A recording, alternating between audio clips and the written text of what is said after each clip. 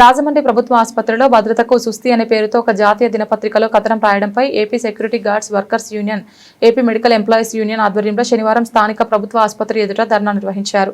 అనంతరం ఈ నిరసన కార్యక్రమాన్ని ఉద్దేశించి యూనియన్ గౌరవ అధ్యక్షులు, ఏఐటీసీ జిల్లా ఉపాధ్యక్షులు తాటిపాక మధు మాట్లాడుతూ, ప్రభుత్వ ఆసుపత్రిలో భద్రతా లోపాల వలన దొంగతనాలు జరుగుతున్నాయంటూ ఆ విలేకరి కట్టకథలు రాశాడని, ఎప్పుడో ఒకటో రెండో జరిగిన సంఘటనలు ఆధారం చేసుకుని రాయడం సరైంది కాదని మధు అన్నారు.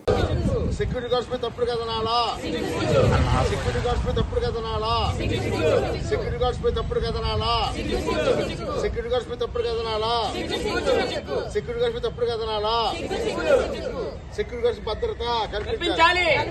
సెక్యూరిటీ గార్డ్స్ భద్రత, సెక్యూరిటీ గార్డ్స్ భద్రత, భద్రత, సెక్యూరిటీ గార్డ్స్ భద్రత, సెక్యూరిటీ గార్డ్స్ భద్రత, సెక్యూరిటీ గార్డ్స్ భద్రత, సెక్యూరిటీ గార్డ్స్ భద్రత, సమాజ సేవ చేస్తున్న సెక్యూరిటీ గార్డ్స్ పై తప్పుడు కథనాలా? సెక్యూరిటీ గార్డ్స్ పై తప్పుడు కథనాలా?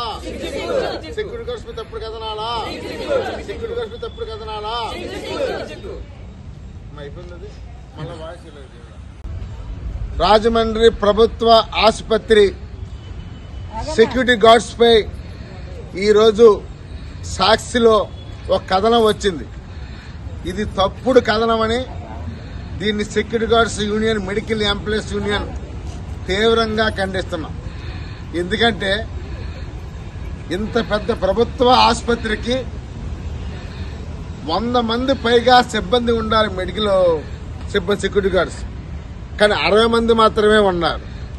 ఈ 60 మంది కూడా వివిధ రకాల మనుషులు, మేము ఎమ్మెల్యే తాలూకా, ఎంపీ తాలూకా అని తాగి వచ్చి ఎన్ని వచ్చి మహిళలు చూడకుండా బూతులు తిడుతున్నా ఎంతో కష్టపడి మా విధులు మేము నిర్వహిస్తున్నాం.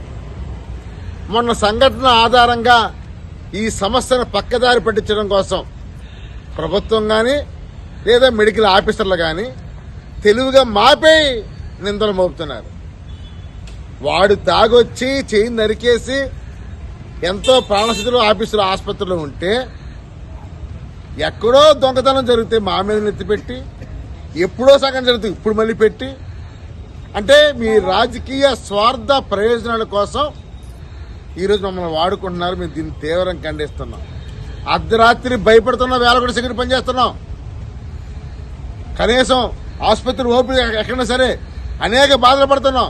కనీసం జీతం కూడా నెల రావట్లేదు. ఇప్పుడు 3 నెలల జీతాలు అయింది.